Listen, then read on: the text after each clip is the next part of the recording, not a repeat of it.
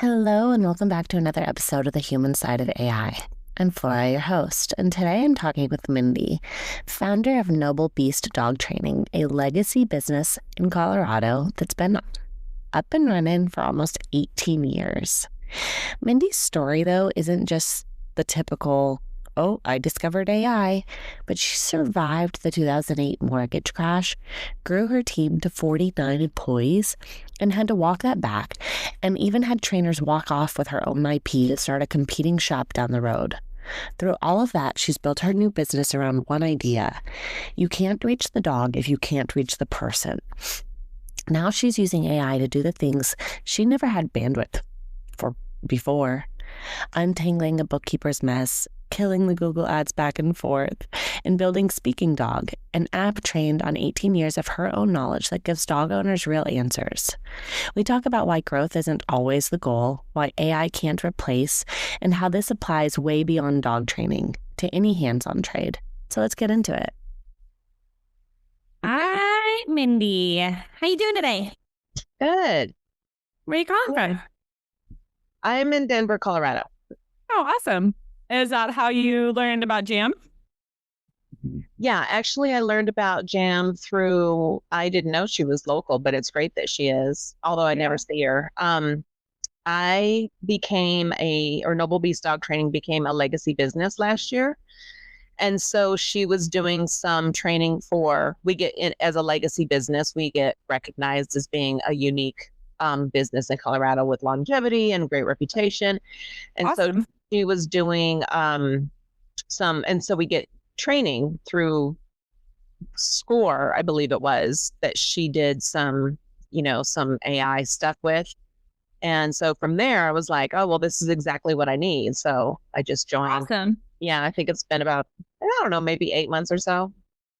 So tell us, so you said longevity, so you've had your business for a while then. Yeah, so we're going on 18 years. Wow, that's amazing. How did you get into the business of dog grooming? Well, it's dog training. Dog training. I'm so sorry. Dog training. That's different. Okay. Yeah. Wow, that's a different beast. No pun intended. Yeah. So how'd you get into that? I was in the mortgage industry for, I think, about 11 or 12 years previous. And I never really liked it. I just didn't realize that people didn't understand dogs like I understood them or communicated with them like I did. So I didn't know there was a need for dog training in the capacity that there is. I had no idea. And so when the mortgage industry, I came down with diverticulitis, and then I had to I had to be on low stress, and the mortgage meltdown was happening. My husband was a home inspector. So back in 2008, the market just was at a standstill for about 3 months. Nothing was happening. And so we ended up losing our house. And I just said, the only other thing that I know is dogs. And so I got into it. And I would say the people side of the mortgage business really helped me out with dog training. I got certified, but I always had this, I enjoy working with people as much as I enjoy working with dogs. So I had the ability to really help people and help the dog, where there's a lot of dog trainers out there they love dogs, but they don't love the people side of the business as much. And so that's a little bit about what made me a little bit different when I started a long time ago. I think there's more people now, but when I first got into the business, it was interesting.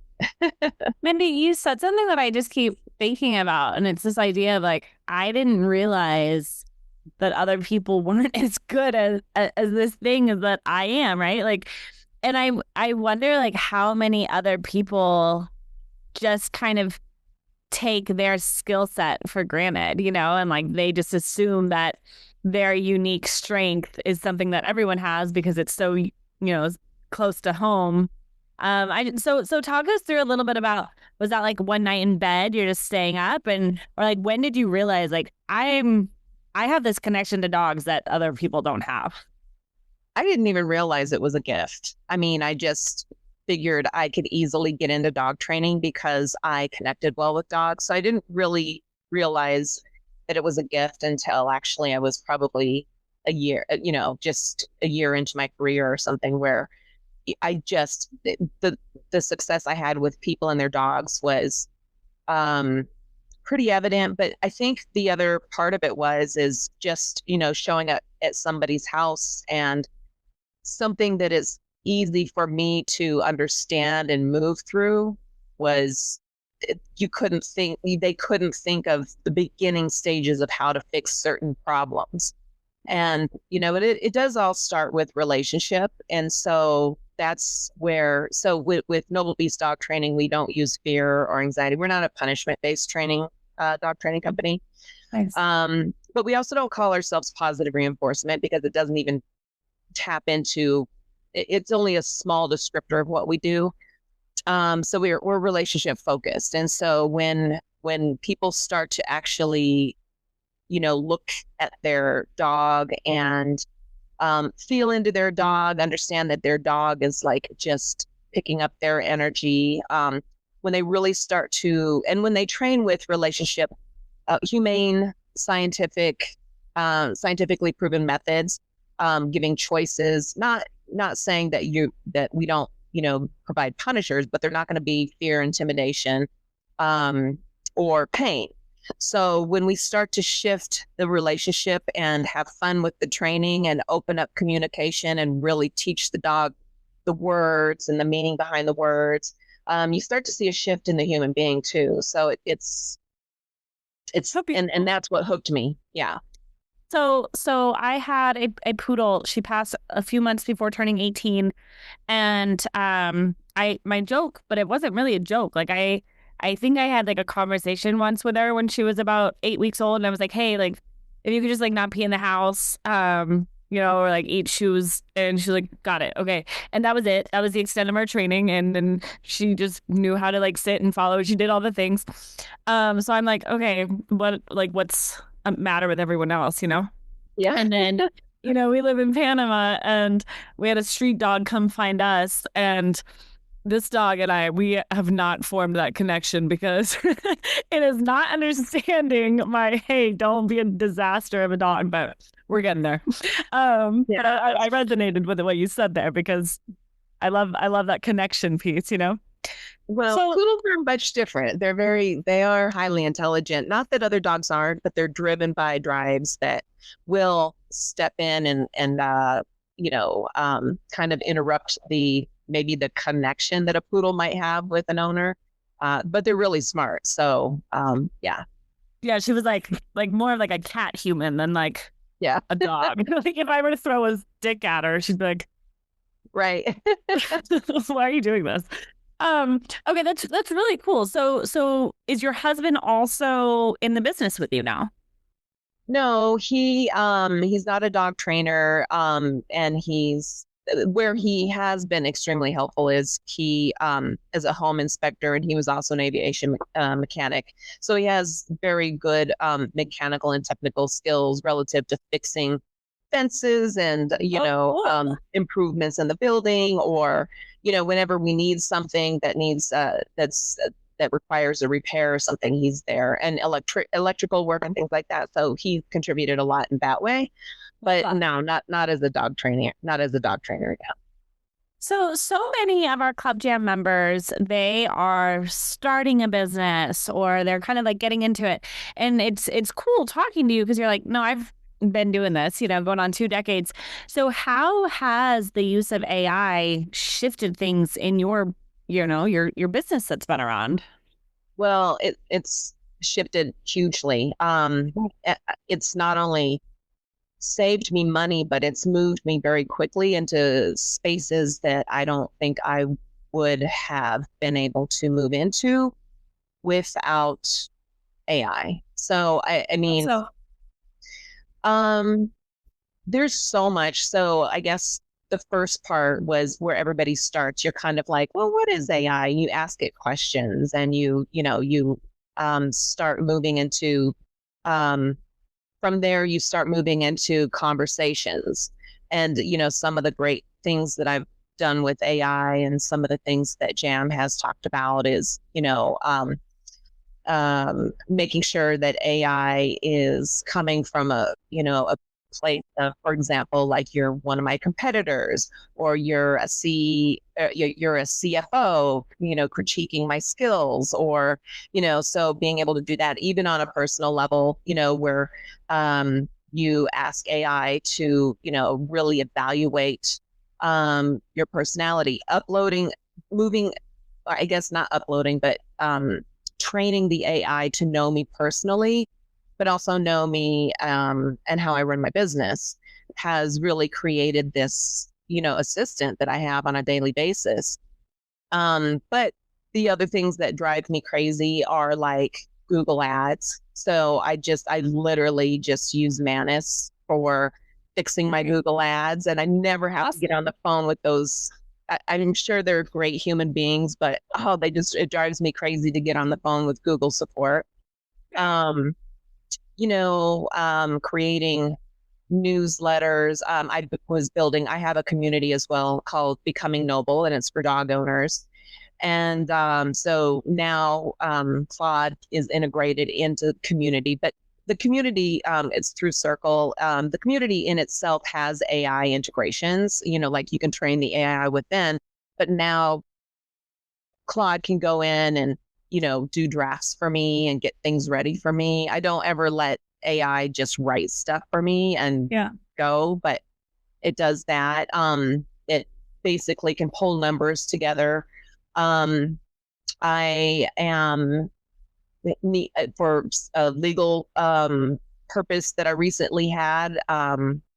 It has been so helpful in that capacity as well. It's gone into my QuickBooks and been able to pull and make reports of things. Well, another situation was I have a bookkeeper who has not been doing my books properly. And I used AI to go in, and I'm like, here's this report, here are my bank statements, what is going on, what's wrong? And we've just narrowed it down to the point where I'm able to now look and see how horrible a job she's done. So I'll be letting her go. But I didn't know where to look in my books for what was missing, what needed to align, those kind of things. So as far as dog training, I have created an application called Speaking Dog. And so it's 18 years of my knowledge and experience, my failures, my working with people, my working with all kinds of dogs. So we specialize in pet dog training. So that means any breed can walk through our door. And so I've trained this program, or I've trained this AI who runs this program, where you can go and you take 2 quizzes, and it basically assesses you as a dog owner, and then it assesses the dog. So we have the dog archetype and then your relationship type.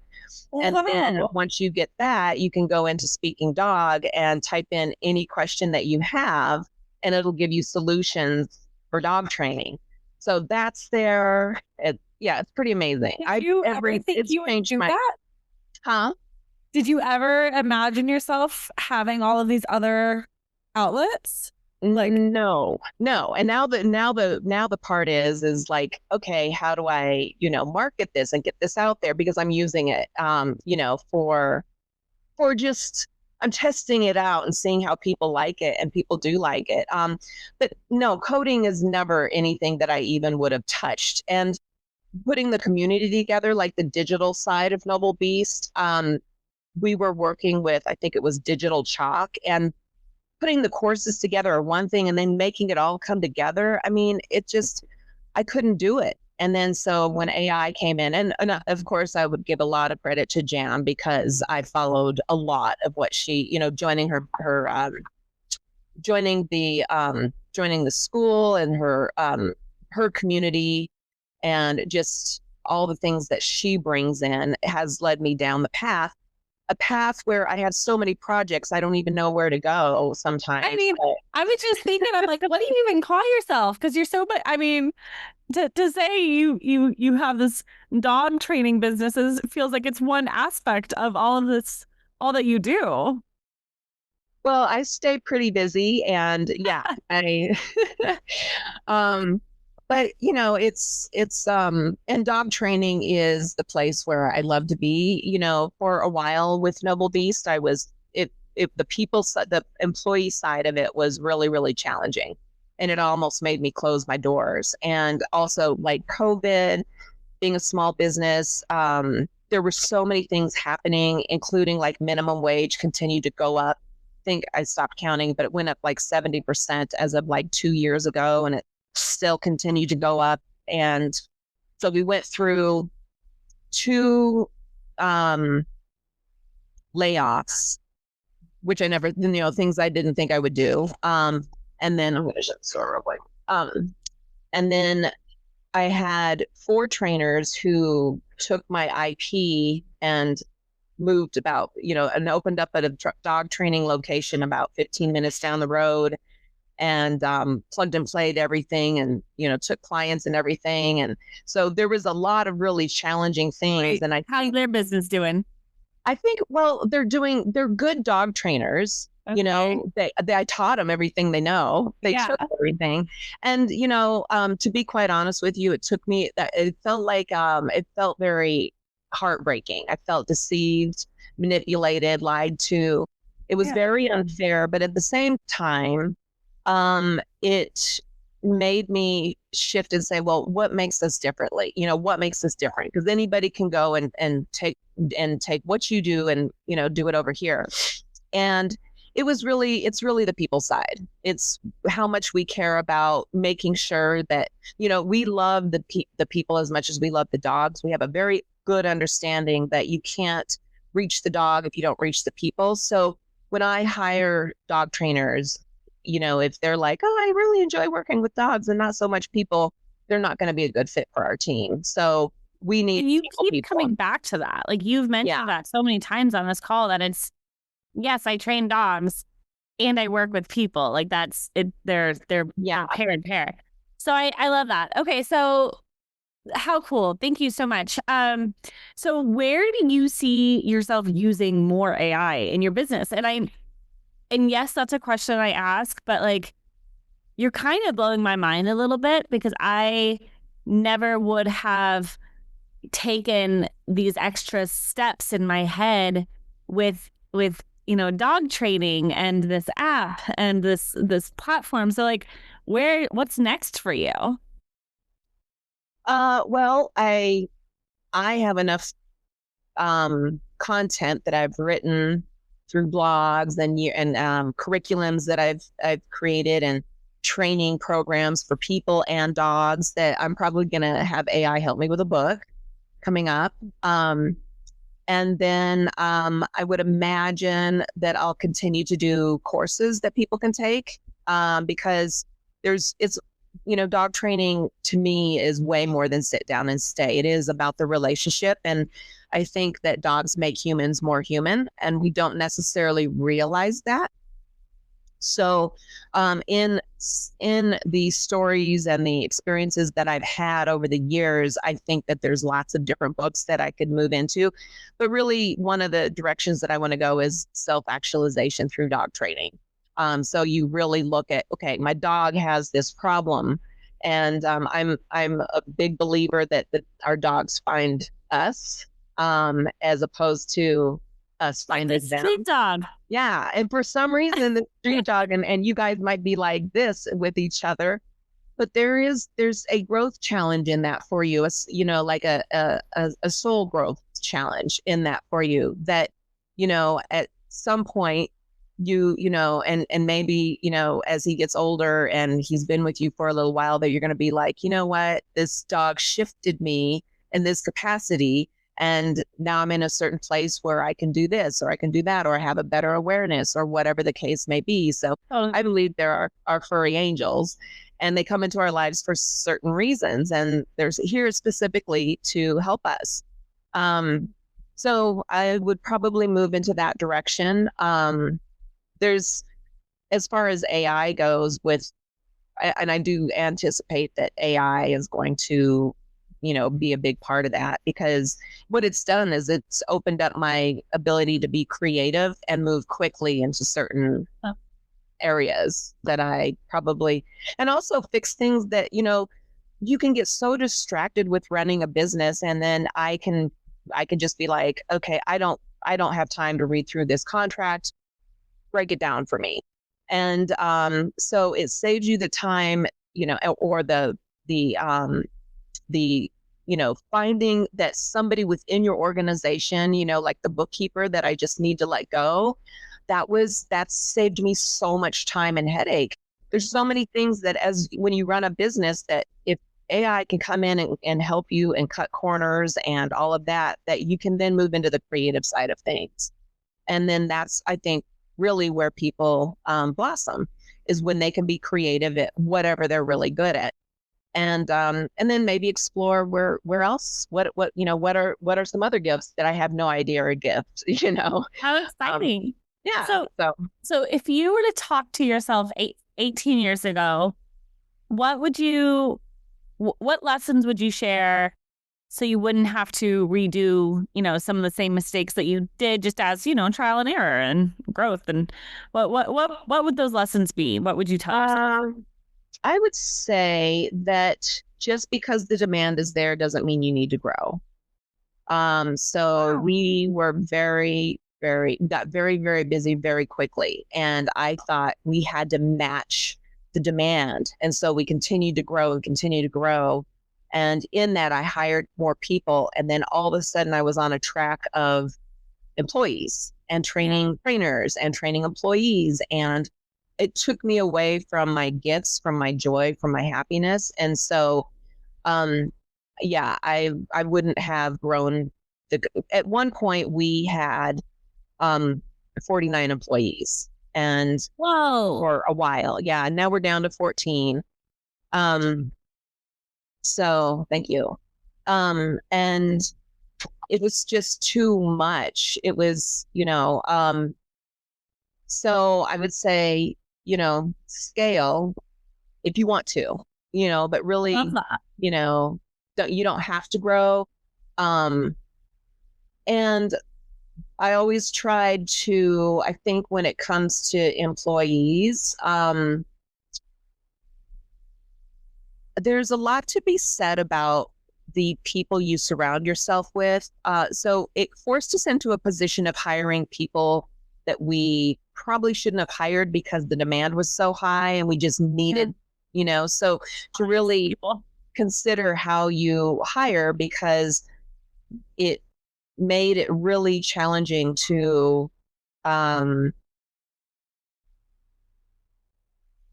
it was the people side of it was not the kind of, we hired people that were not ready for what our high expectation and the quality of dog training that I expect for myself and would expect of others. They weren't mature enough.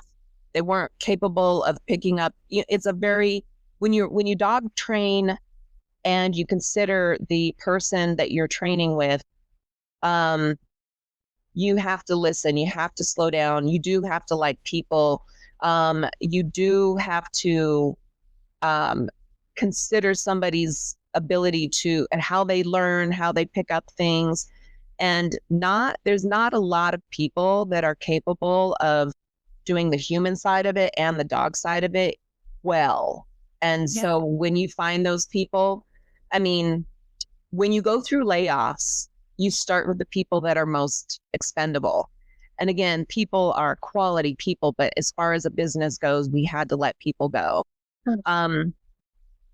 And in the end, after the second layoff, I was like, gosh, this is about, like 5 to 8% of the team that we had. And they're the most quality, they're good human beings. And there's something about loyalty, and there's something about caring about people and caring about dogs. And also, maybe they weren't the kind of dog trainers that were out studying and taking courses and taking seminars and loading up on dog training, but they were the kind of people that said, if I have to learn it, or if I need to learn it, I will. If I have to do it, I will, to make it better for, for my ability to coach and be the best I can be, but also the dogs and the people.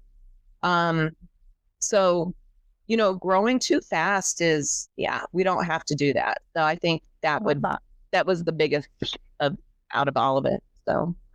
So I keep coming back to this idea.